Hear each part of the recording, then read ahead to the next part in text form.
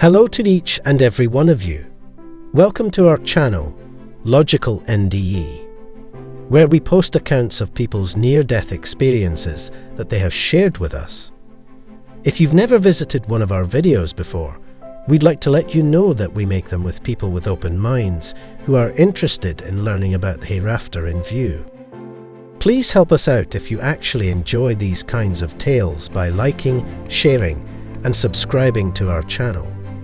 This will allow you to keep up with all of our most recent offerings, such as this one.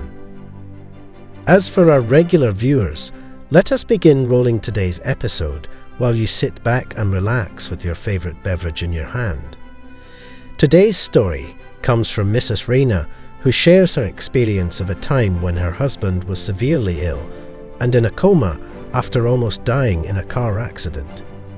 In these minutes, her husband taught her lessons of life that he had learnt as well. Now moving to the further story, let's dig into it.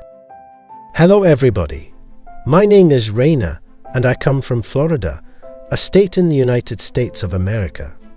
I had been married for 4 years when my husband met with an unfortunate accident that led me to research about the sciences behind near-death experiences. Upon research, I found out that this phrase, near-death experience, often describes the mystical, deep encounters people claim having just before passing away. Patients who have survived serious head injuries or cardiac arrest are more likely to experience them. In other words, near-death experiences are situations in which you might expire and remain unconscious unless emergency medical measures were taken to save you. Such occurrences occur more frequently than one might imagine. According to a 2011 survey, 9 million Americans are thought to have reported having an NDE. These people, or NDErs, frequently experience significant post-traumatic growth. It is such an encounter that can completely alter people's lives. Here's a similar story of my husband from the year 2016, when he met with an awful accident that almost snatched him of his life. During August of the year 2016, my husband had recently switched his workplace, and his current work only required him a lot of driving due to the placement in the marketing sector of the company. On one such day, my husband, Ted, was returning from his work on his truck. It was a fine Wednesday afternoon. I worked remotely from my home on Wednesdays and Fridays. That was when I got the phone call at around 3 p.m. Not even in my wildest dreams could I think that Ted might have run into an accident. Nevertheless, they told me that Ted had had a brutal accident where another truck had collided into Ted's truck, and that I was supposed to come to the hospital right away. I went in there and saw the situation, and immediately I got a fair idea that Ted might not make it. He was in a coma, and the doctors simply asked me to hold myself together. The pain I felt for my dear husband could not be judged. I stayed in the ICU as his only attendant. Day by day, Ted's condition started growing worse. He was taken up seriously, and they took me to therapy and made me aware of how Ted's skull had deformed itself. It was a very hard time for me, since it didn't seem very hopeful for him, and I was clearly in anguish. Other individuals who had family in the ICU came together to support me. I tried to keep myself hopeful and pray to God to bring my husband back to his normal life, but his conditions kept deteriorating. It was one particular family in the ICU that kept me going through those times. Ted had worsened to the point that he was their only patient in ICU who showed zero improvements. That family uplifted my spirits and asked me to stay patient and keep praying, and that's what I did. The girl from that family stayed back with me even after their patient passed away. The grandfather of the girl, the patient who had just passed away, had been diagnosed wrongly.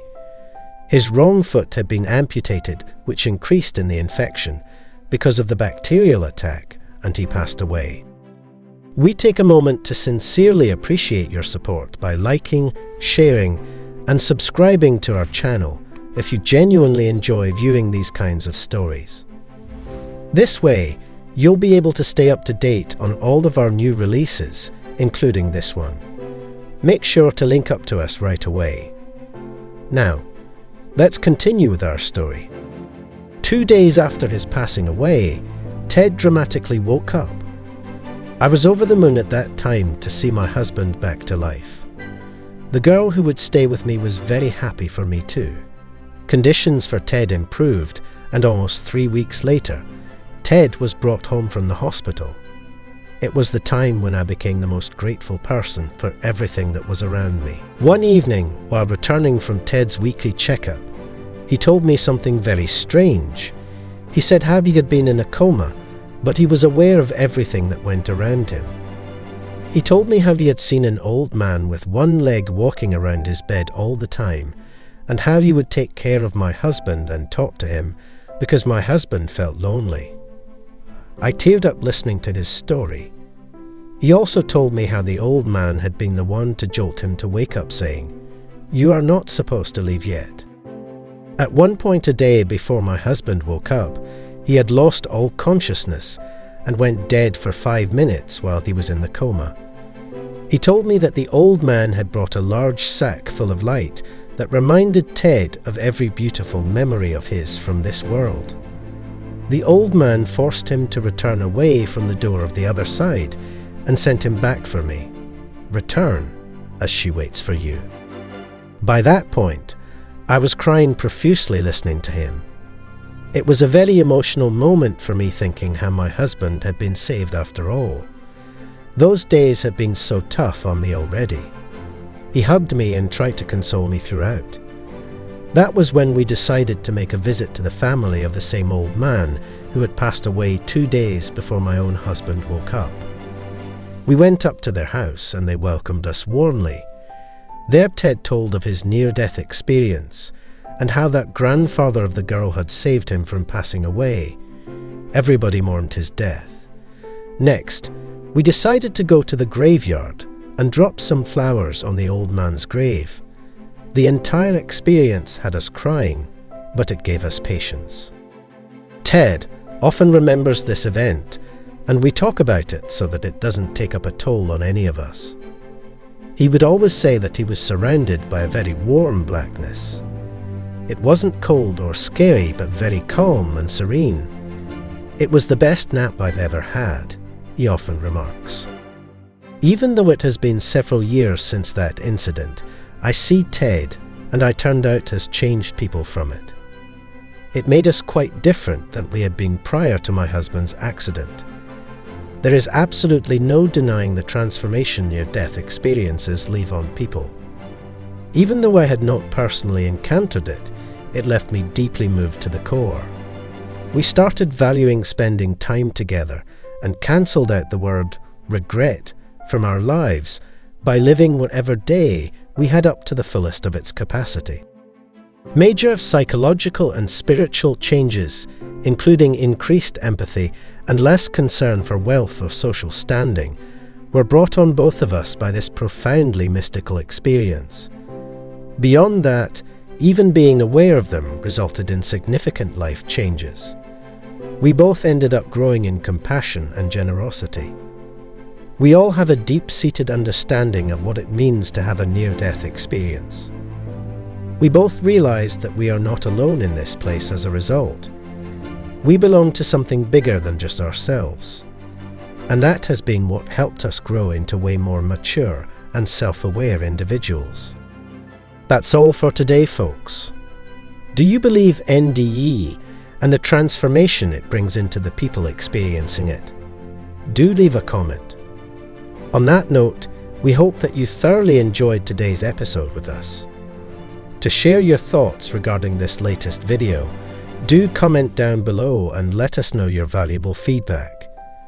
You can also support our channel by clicking the subscribe button and turning on your notifications so that you never miss an update from us. Until next time, stay blessed.